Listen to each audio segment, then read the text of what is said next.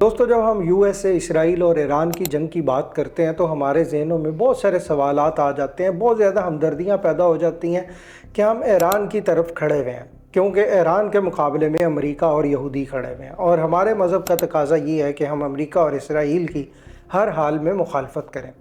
तो हमारे यहाँ क्या पाया जाता है, ट्रेंड पाया जाता है, लेकिन माजी को हम इग्नोर कर देते हैं। अब माजी के सारे फ़र्क को भुलाकर आगे बढ़ना तो बहुत अच्छी बात है, वो हमें बढ़ना चाहिए, लेकिन माजी को सामने रखकर हम आइंदा के लिए क्या पॉलिसी साजी उस तरीके से करते हैं या नहीं करते। अब ईरान की बात की जाए, जो अमेरिका और यहूदी के आगे मतलब इसराइल के आगे तनतनहा खड़ा हुआ है, तो उसके रिलेशंस को पाकिस्तान के रिलेशन से मैच करना बहुत ज़रूरी है। पाकिस्तान किस तरफ है? पाकिस्तान ने हालिया दिनों में सऊदी अरब से उसकी हिफाजत का और यूएई से उसकी लैंड की हिफाजत का मुआहिदा किया है। ये मुआहिदे का मतलब है कि हमने एक प्रॉमिस कर लिया है कि हम आपकी लैंड को और आपके मुल्क को, आपके मुल्क के इंटरेस्ट को और आपके मुल्क के दिफा को बचाएंगे किसी भी ख़तरे से। अब ईरान ने सऊदी अरब और गल्फ़ ममालिक पर हमला किया है। शहबाज शरीफ साहब, पाकिस्तान के वज़ीर आज़म और पाकिस्तान के पॉलिसी साज ये बयान दे रहे हैं कि हम आपकी हिफाजत के लिए अभी भी खड़े हुए हैं और हम आपके साथ हैं और हम आप पर ईरान के हमलों की मज़म्मत करते हैं, क्योंकि वादा किया था उसको पूरा करना था। लेकिन हम इन तमाम चीज़ों से बाहर निकल कर थोड़ा सा ये देखते हैं कि तारीख़ में हमारी माजी में क्या ऐसी चीज़ें रही हैं, क्या इंसिडेंट्स रहे हैं जिसकी वजह से हमें माजी को लेकर मुस्तकबिल की पॉलिसी साजी या मुस्तकबिल के फ़ैसले करने चाहिए। लेकिन हम इतने थिक स्किन हैं, इतनी मोटी चमड़ी के हैं कि हम अभी तक माजी को लेकर फ्यूचर के फ़ैसले पाकिस्तान के लिए नहीं कर रहे, क्योंकि हम पाकिस्तान में बैठे हुए हैं, हमने पाकिस्तान की बात करनी है।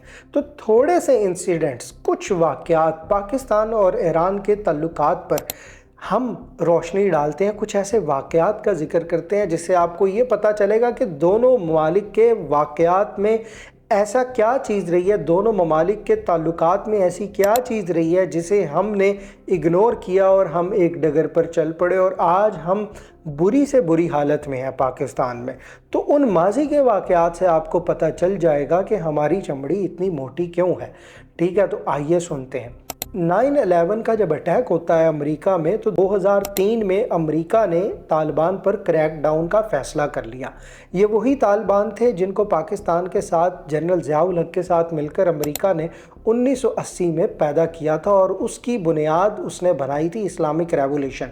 मतलब पाकिस्तान के ज़िंदा दिलान जवानों को ये इस बात उजागर की है कि आपको इस्लामी इनकलाब की ज़रूरत है। उसके लिए इस्तेमाल किया गया जनरल ज़ियाउल हक को। 2003 में अमेरिका ने फ़ैसला कर लिया अपने ट्विन टावर पर हमले के बाद कि हमने तालिबान को अब जो है वो छोड़ना नहीं है। उसके लिए अमेरिका ने दोबारा पाकिस्तान को कॉल मिलाई कि हमें आपकी सपोर्ट चाहिए तालिबान से लड़ने के लिए। अब पाकिस्तान तैयार हो गया और पाकिस्तान ने अमेरिका का मुकम्मल तौर पर साथ देना शुरू कर दिया। ईरान 1979 के इस्लामी इनकलाब के बाद अमेरिका और ईरान की दुश्मनी बढ़ चुकी थी, एक रिफ्ट में तब्दील हो चुकी थी। वो रिफ्ट जो था वो 2003 में मज़ीद तब बढ़ गया जब पाकिस्तान ने 2003 में अमेरिका का साथ देने का फ़ैसला किया अफ़गानिस्तान के ख़िलाफ़, क्योंकि ज़ाहिर है कि हम अमेरिका का मुकम्मल तौर पर दहशतगर्दी में उसका अलायंस बन रहे थे।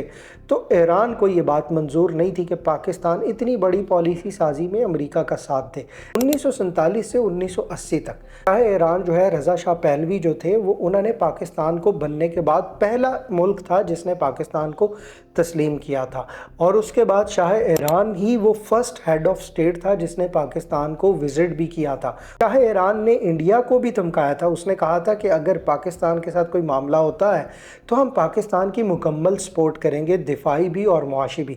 और फिर हुआ भी ऐसे ही कि 1965 और 1971 की जंगों में शाह ईरान ने जो है वो इंडिया के ख़िलाफ़ पाकिस्तान की मदद की थी इन दोनों जंगों में।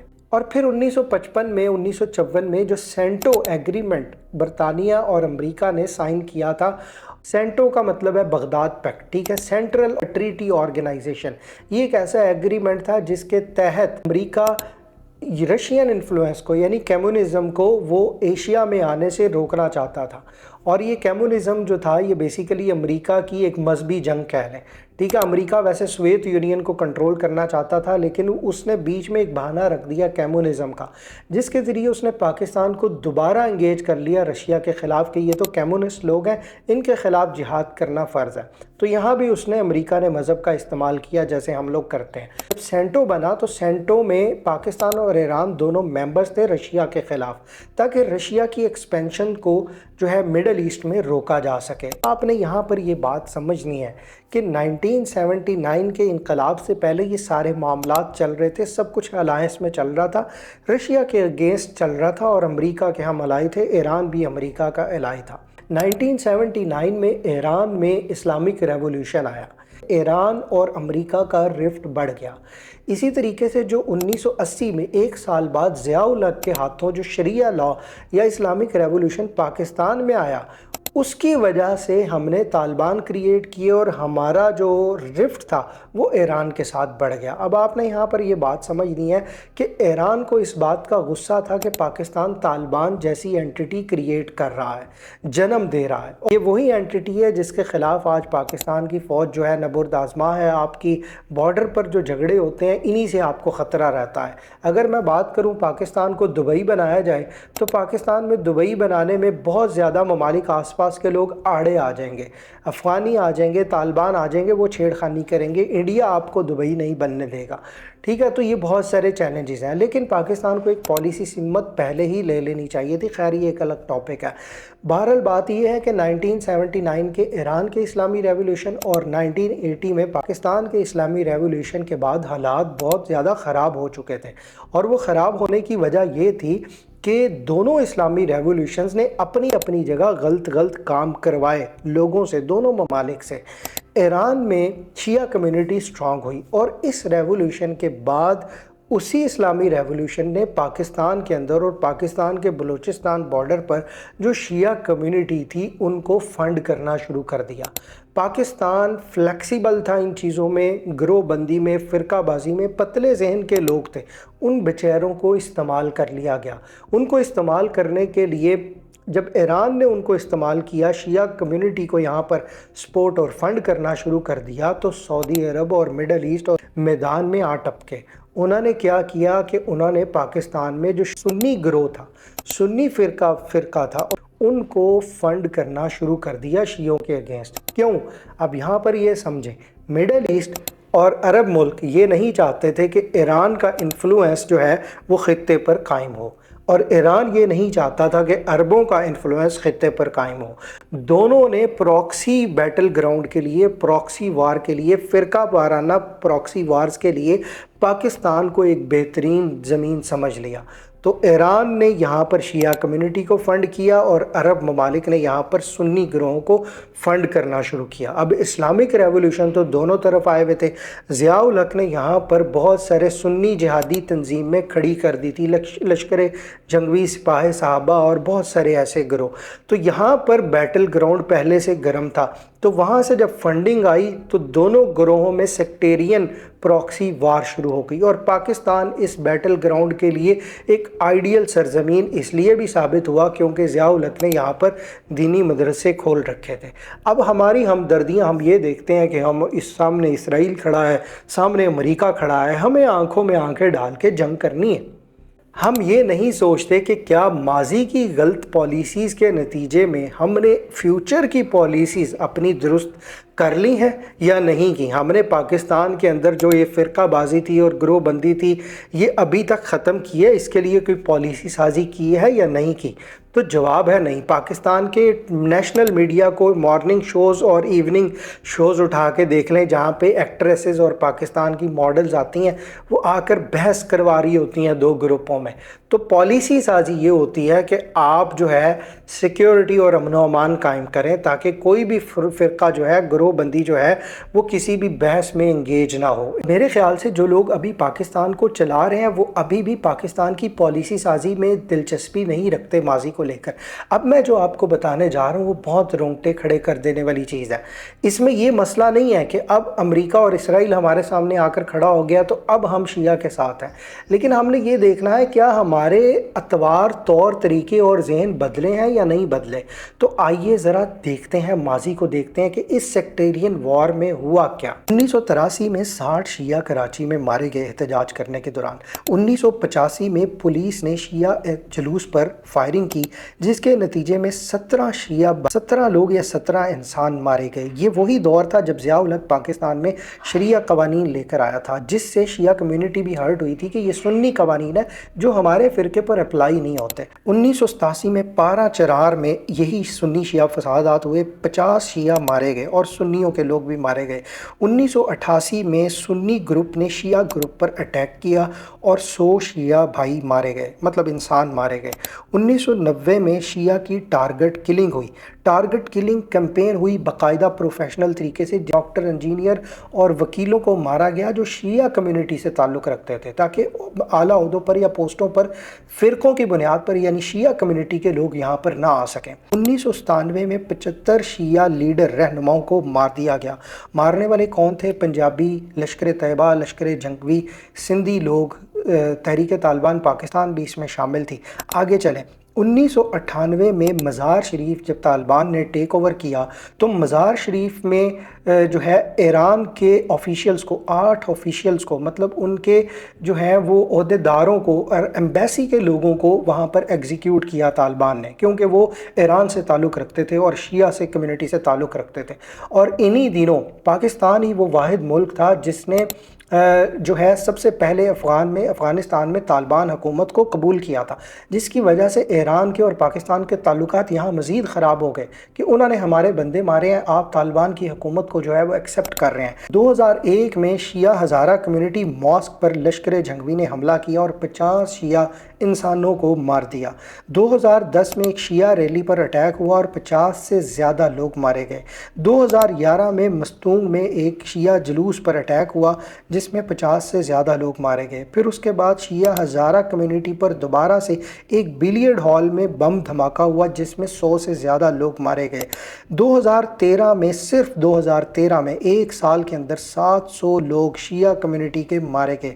2024 में कुरम एजेंसी में हमने 100 से ज़्यादा शिया कम्युनिटी के लोगों को मारा। सवाल ये नहीं है कि अब आप ईरान के साथ इसराइल और अमेरिका की आंखों में आंखें डालकर खड़े हैं या नहीं। सवाल ये है क्या हमारे तौर तरीके चेंज हुए हैं या नहीं। तिजारत की बात करें तो ईरान और इंडिया के तिजारती ताल्लुकात पाकिस्तान और ईरान के तिजारती ताल्लुकात से कई गुना ज़्यादा बेहतर हैं। इंडिया और ईरान ने एक मुआहदा किया था चाबहार पोर्ट का, जो कि तकरीबन $20 मिलियन का एक मुआहदा था, जिसमें इंडियन पोर्ट्स ग्रुप लिमिटेड ने चाबहार पर पोर्ट बनानी थी और वहाँ पर डेवलपमेंट करनी थी। इस चाबहार पोर्ट का फ़ायदा इंडिया को ये हुआ कि इंडिया के तमाम रास्ते सेंट्रल एशिया और यूरोप और रशिया की तरफ पाकिस्तान के रास्तों को बाईपास करके तिजारत के लिए खुल जाते हैं। इस रास्ते को INSTC भी कहा जाता है, मतलब Indian north south transport corridor. दूसरी जानिब दूसरा जो रास्ता है वो है इंडियन मिडल ईस्ट कॉरिडोर। अब ये जो रास्ता है ये भी अरब ममालिक तक इंडिया को रसाई देता है पाकिस्तान के रास्ते को बाईपास करके। अब यहाँ पर USA ने भी ईरान और इंडिया की इस कॉरिडोर को, लेकिन ये जो पोर्ट बन रही है इंडिया की वजह से USA ने इसको सैंक्शन से खाली कर दिया है। ईरान और इंडिया के ताल्लुकात पाकिस्तान और ईरान के तिजारती ताल्लुकात से ज़्यादा प्रैक्टिकल भी हैं। इसकी एक मिसाल यूँ ले लीजिए कि न्यू दिल्ली और ईरान ने एक डिक्लेरेशन साइन किया था जिसके अल्फाज कुछ यूँ हैं: हिंदुस्तान और ईरान के ताल्लुकात नागुज़ीर हैं। एनर्जी के ज़राए तिजारत दोनों मुल्कों के लिए फ़ायदेमंद है। हिंदुस्तान और ईरान ख़ास इलाकों में दिफाई ताल्लुकात भी कायम रखेंगे, जिसमें दिफाई मशक़ें और दिफाई दौरे शामिल होंगे। लेकिन पाकिस्तान और ईरान के तिजारती ताल्लुकात जो हैं वो इतने प्रैक्टिकल नहीं हैं। हम डिक्लेरेशन कर लिए, एग्रीमेंट कर लिए, लेकिन हम ईरान के साथ तिजारती ताल्लुकात एग्जीक्यूट नहीं कर सकते। इसकी एक मिसाल यूँ लें कि ईरान ने और पाकिस्तान ने ईरान पाकिस्तान गैस पाइपलाइन बिछाने का मुआहदा किया। इस मुआहदे के तहत दोनों ममालिक ने गैस पाइपलाइन बिछानी थी और दोनों मुल्कों ने इस पाइपलाइन को तामीर करना था। ईरान ने अपनी तरफ वाली गैस पाइपलाइन तो तामीर कर ली, लेकिन पाकिस्तान वाली साइड की जो गैस पाइपलाइन थी वो तामीर नहीं की जा सकती। उसकी बुनियादी वजह था USA का प्रेशर। USA ये नहीं चाहता था कि पाकिस्तान ईरान से तिजारती ताल्लुकात के लिए ये गैस पाइपलाइन बिछा कर तिजारत करे, क्योंकि ईरान पर पाबंदियाँ थी और वो पाकिस्तान का अलाई होने की वजह से या पाकिस्तान उसका अलाई होने की वजह से या यूएसए का दोस्त होने की वजह से इस फैसले को या इस एग्जीक्यूशन को या इस तिजारती मुआहदे को आगे नहीं बढ़ा सका। इस हकीकत के बावजूद कि ईरान ने इस एग्रीमेंट में लिखा था कि अगर आप मार्च 2024 से इस कंस्ट्रक्शन को, मतलब इस गैस पाइपलाइन की कंस्ट्रक्शन को डिले करेंगे तो आप पर $18 बिलियन की पेनल्टी या जुर्माना आयद किया जाएगा, लेकिन इसके बावजूद पाकिस्तान ने एग्रीमेंट की तामील नहीं की। वजह सिर्फ ये थी कि यूएसए की सैंक्शंस। अब ईरान और पाकिस्तान इल्लीगल ट्रेड में तो मुलव्वस होते हैं, बॉर्डर में गैर कानूनी तिजारत और स्मगलिंग की जाती है पेट्रोलियम प्रोडक्ट्स की, लेकिन लीगली पाकिस्तान किसी भी ऐसी पॉलिसी साजी या तिजारती तरक्की की तरफ अभी तक मिलान या कायल नहीं हो सका, चाहे उसकी वजह यूएसए है या कुछ और।